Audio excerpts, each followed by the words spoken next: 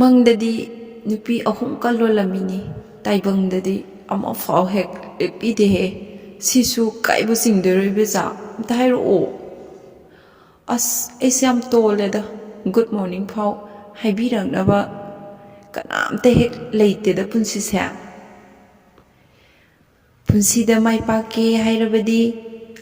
tumbaga chabaga dum taura leyoye hakchang noiradi mai su sum pakthorkani aisu mai pakba mi oinaba tumba chaba hautare ngasidagi nathamoyuda sengu ibema wajau nga ga yararuye hojik matamse mi yam singnarabani ko kanararwe ibema ai nungsidaba mayamse unfriend tobiko nawwa lode thiraga block tawbasu yam hei aisu aina hai makai inba nupa duga punama pithokke kanade thamoise hardcore Argentina fans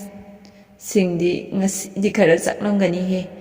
kaigino di ani amadane haba moi porise oh so lowly anyone online now whom I can talk and spend some time as a haidotare 60k followers yorokpa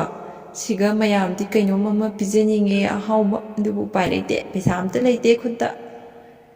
oh profile log to thammadi friend request to tharakanudana aikhoi mi yelaga nangi lohongda lake egi lohongba gisu baton pirakke ga hairamaga aikhoi Airtel data booster hanbiraro hairaga number piro hai kamai tawdino sina no babsi insta kai hai kauna ge miyam khangwa yawnabru haibiro o munda thun yenghanbi picture upload tawjakhibado aigi thun nate na singdokseri mayamda sawyade aigi 699 gi recharge su kapla o khara yangna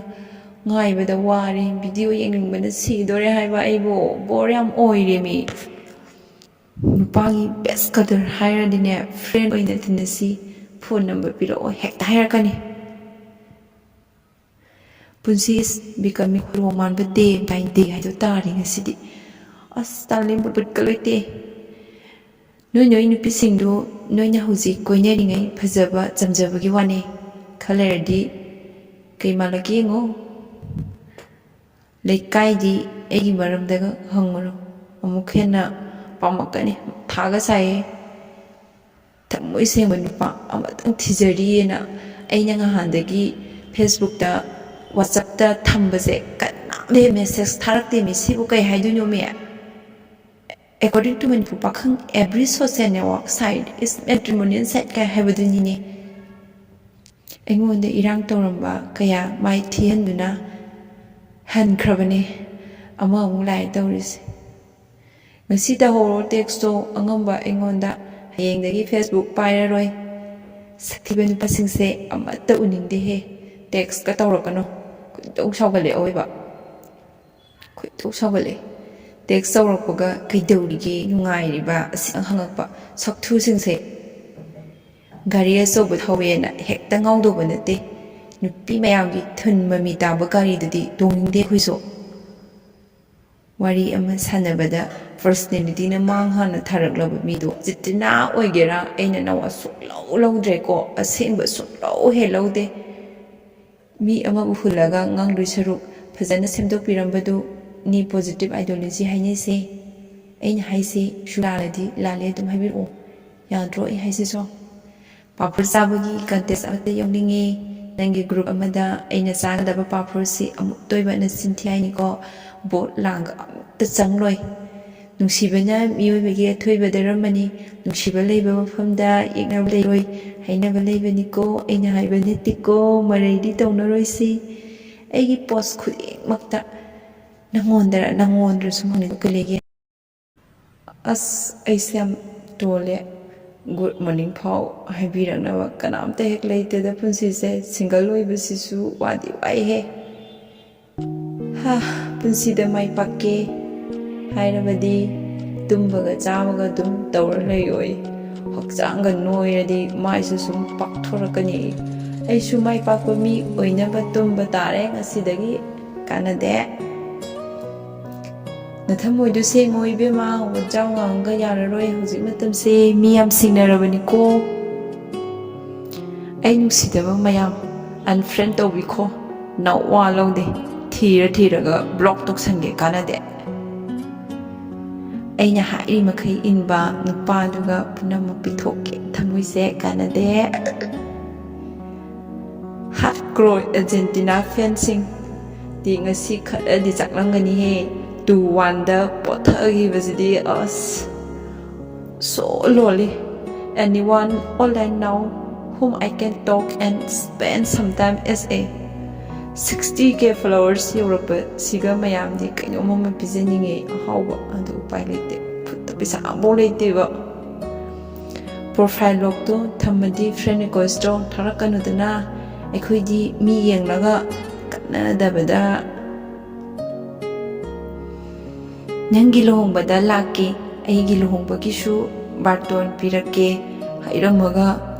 ha hoi ni mainega hairakte Airtel data booster do hanbiraro hairaga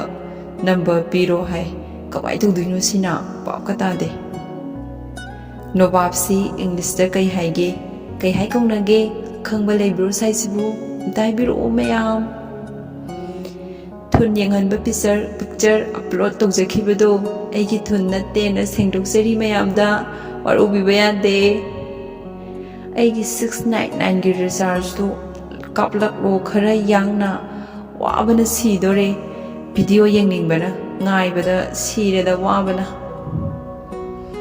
nupagi best qadar friend oina tinasi phone number piraklo sidi soidrabani he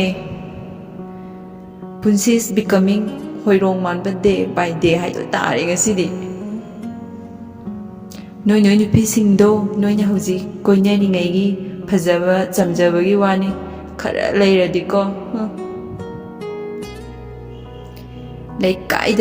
aigi maramdaga hangunuko amuk hena pamakani amuk pamsalaktana bera kani hojikpo thamoi sengba nupa ambatang thijari Facebook da WhatsApp da ngahandagi status thagatpasibu kanamte message tharakte da according to Manipur Pakhang every social network site is matrimonial site kaiduni ne engonda irang tawrumba kaya mai thihanduna hankrabani amamuk lae kana dabada nangsi tahoro text amba engonda hayengdagi Facebook pairaroi kaidau jaruni kanade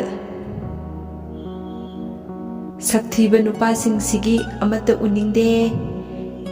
text ka tawrakano engonda text tawrakpaga kaidaurige nungairiba asidang hangakpa sakthu singse gari achouba thawena ekta ngaudoba nate nupi mayamgi thun mami taba gari dudi tongningde khoiso wari ama sanabada personality na manghana tharaklaba mido jitina oigera aina nawa suklau laudre ko awoiba suklau he laude he mi amabu hulaga nangondagi saruk phajana semdokpirambaduni positive ideology hainai se aina haisisu laladi lale dum haibiru o papar sabagi contest amata yawninge group amada aina sagadaba papar si otoiba na sinthi haine bot langa ta jangroi nungsibena miyoibagi athoiba daramani nungsiba leiba mafamda yeknaba leiroi aina haiba natte ko mayam mareidi tawnaroi si aiki post khudingmakta nangondra sum hanglido kai leige ha kai sanarige